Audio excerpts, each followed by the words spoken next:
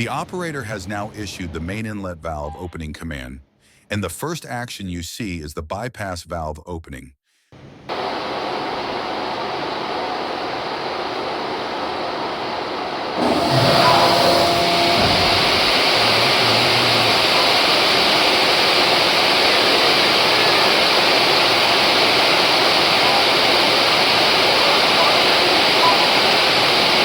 This small valve prepares the system by reducing the pressure difference between the upstream penstock and the downstream spiral casing.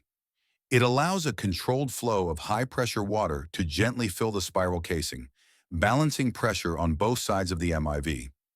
This prevents shock loads and lowers the force needed to open the main valve.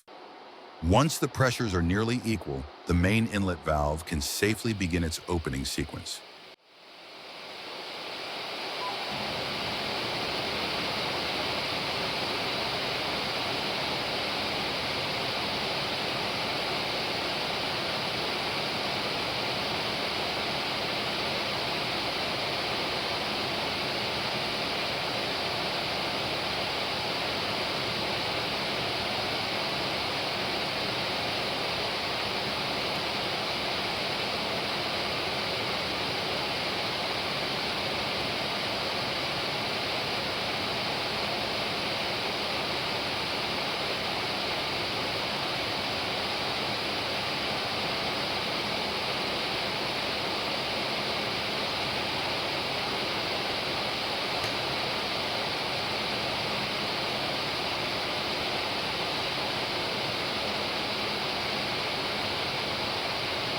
Now let's look at a detailed overview of the turbine unit startup sequence.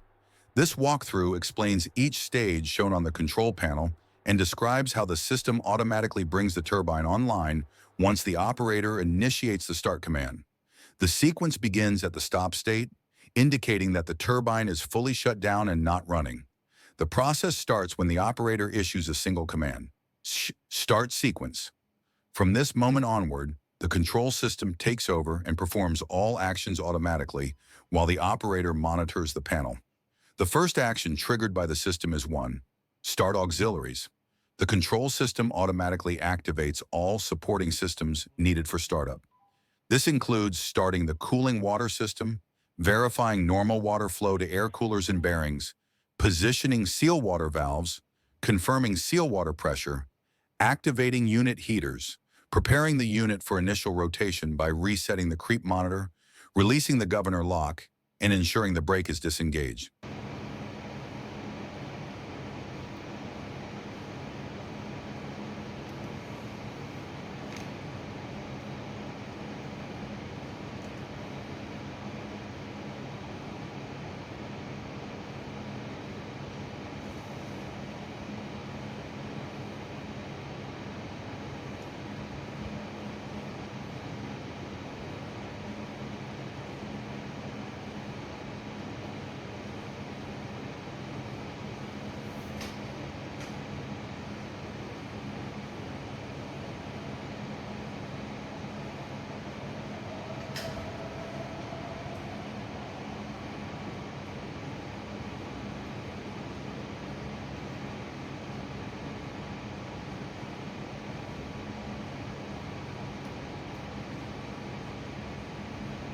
Next, the system moves into 2. Start governor. The control system engages the governor to accelerate the turbine.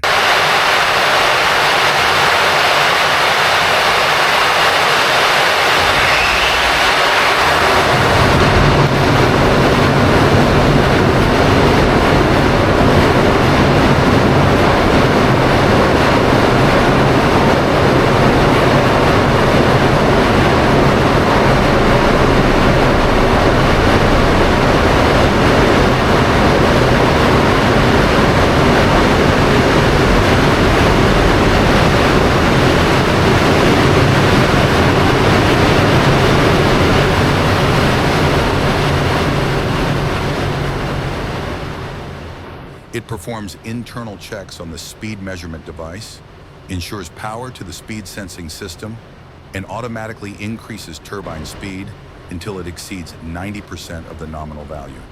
The system also adjusts the sealing water solenoid valves to the correct operating position, Once the turbine reaches this speed threshold, the display enters 3. No volt. At this stage, the turbine is rotating, but the generator is not yet producing voltage. The system waits until all conditions for excitation are met. The next automatic step is 4. Close FCB, the field circuit breaker. The control system closes the FCB, connecting the excitation system to the generator's field windings. Status indicators confirm successful closure. This is followed by 5. Start excitation. The excitation system now energizes the generator field automatically. The system verifies that initial phase voltages are at 0 kilovolts, then begins building generator voltage. It continues regulating until the generator output exceeds 90% of rated voltage, preparing the unit for synchronization. After the voltage buildup, the unit enters 6, no load. At this stage, the generator is producing rated voltage, but is not yet connected to the grid. Once voltage, frequency, and phase angle match the grid parameters, the operator issues the generation command. After this command is executed, the control system performs automatic synchronization checks. Then comes step 7, close GCB, the generator circuit breaker. The breaker closes automatically, connecting the generator to the electrical grid. The system then applies preset initial load values, typically around 2.5 megawatts active power and 1 megavolt amperes reactive power, allowing the unit to stabilize. Finally, the unit transitions to step 8, generation. This indicates that the turbine generator unit has successfully completed the automated startup sequence and is now online, synchronized, and supplying power to the grid. The next step is to increase the load to the required generation levels. The operator typically commands 10 megawatts, then 20 megawatts, and finally 30 megawatts as the unit reaches full operating output.